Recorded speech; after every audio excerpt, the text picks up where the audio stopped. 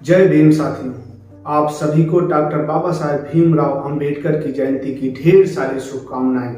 आज के ही दिन एक ऐसे महापुरुष का जन्म हुआ था जिनको हिंदुस्तान ही नहीं पूरी दुनिया जानती है, पूरी दुनिया जिनका सम्मान करती है, पूरी दुनिया पूजती है।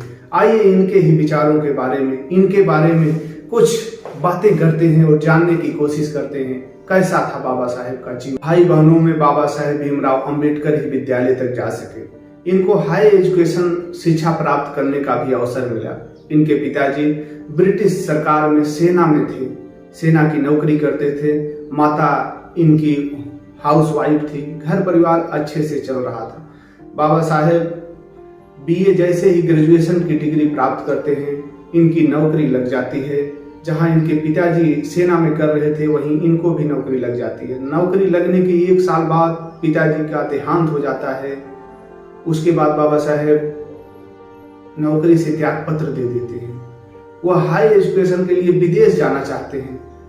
उनके विदेश जाने में मदद करते हैं उनके सेना में जो रहते हैं लोग, उनको विदेश जाने में पैसा की व्यवस्था करते हैं। जब विदेश जाते हैं बाबा साहेब, वहां पर पीएचडी की डिग्री, एमए की डिग्री, तमाम डिग्रियां लेकर आते हैं। इतनी डिग्री बाबा साहेब के पास थी। आज के वक्त में पूरी दुनिया में किसी के पास उतनी डिग्रियां नहीं है।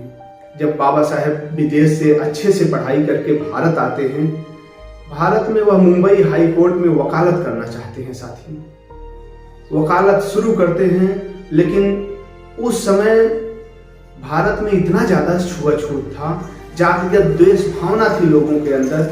दलित को इस भावना से देखा जाता था कि वह इंसान है ही नहीं। जैसे मुंबई हाई कोर्ट में जब बाबा साहेब अपनी वकालत शुरू करते हैं, उनको कोई मौकिल नहीं मिलता था। वाकया एक दिन का ऐसा था, एक दिन कोई एक मर्डर का केस था जिसको लेने के लिए कोई भी वकील तैयार नहीं होता है। वह केस बाबा साहेब के पास आता है। बाबा साहेब इतनी दमदारी से पैरवी करते हैं कि जज को मुवक्किल के पक्ष में निर्णय देना पड़ता है। देने के लिए जज मजबूर होते हैं। इसकी चर्चा पूरे देश में होती है, पूरे क्षेत्र में होती है, पूरे वकीलों में होती है।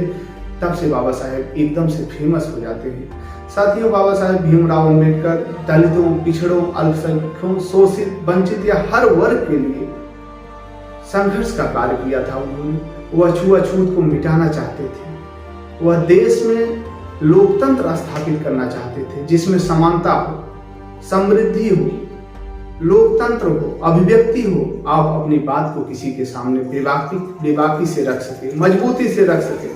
बाबा साहेब को किसी के सामने झुकना अच्छा नहीं लगता था। वह हमेशा सूट बूट में रहा करते थे।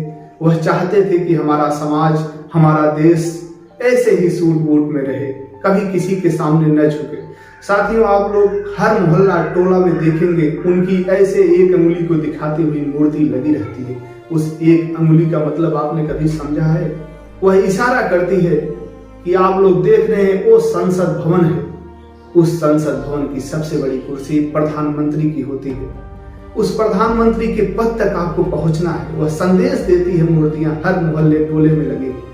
बाबा साहेब से सीखने लायक बहुत सारी बातें हैं। उन्होंने एक ऐसा संविधान दिया जिसमें सबको हक है, सबको अधिकार है। एक ऐसा संविधान जिसकी बदौलत अगर आप किसी भी पद पर पहुंचते हैं तो वह संविधान की देन है। साथी, अगर संविधान न होता तो आज भी आप चरवाहा रहते, आज भी आप लोगों की मजदूरी। आज के समाज के बारे में कहना चाहता हूँ। बाबा साहेब का एक सपना हुआ करता था, जिस संविधान की बदौलत हमें आपको उच्च पदों पर पहुंचने का मौका मिलता है।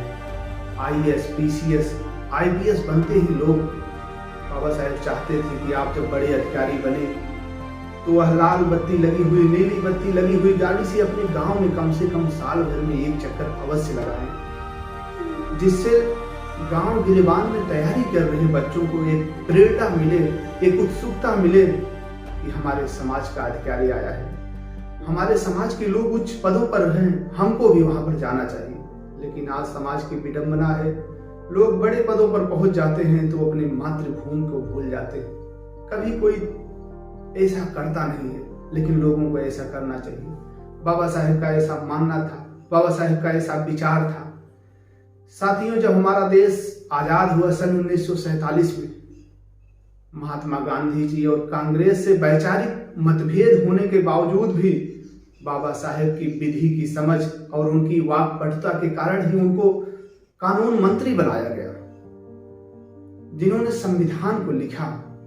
एक ऐसा देश को कानून मंत्री मिला जो लगभग 80 देशों की संविधान को पढ़ने के बाद भारत के संविधान को लिखा था। बाबा साहेब कहा करते थे, शिक्षा वह शेरनी का दूध है, इसे जो जितना पिएगा वह उतना दहाड़ेगा।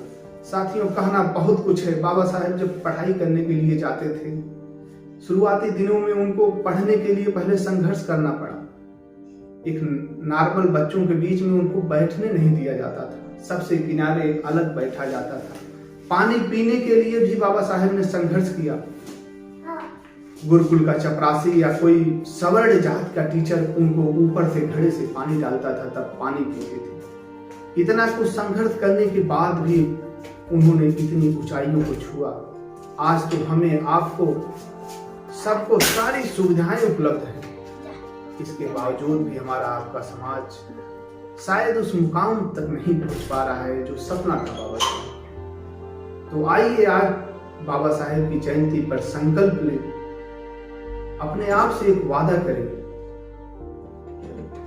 कि समाज में होने वाली कुरीतियों, समाज में होने वाले अन्याय के खिलाफ हमेशा लड़ने का काम करेंगे, कभी किसी के सामने झुकने का काम नहीं करेंगे। जो हमें आपको अधिकार मिला है उस अधिकार की रक्षा करेंगे। मिलते हैं फिर किसी नए वीडियो में, तब तक के लिए नमस्कार साथियों। जय हिंद, जय भारत, जय भीम।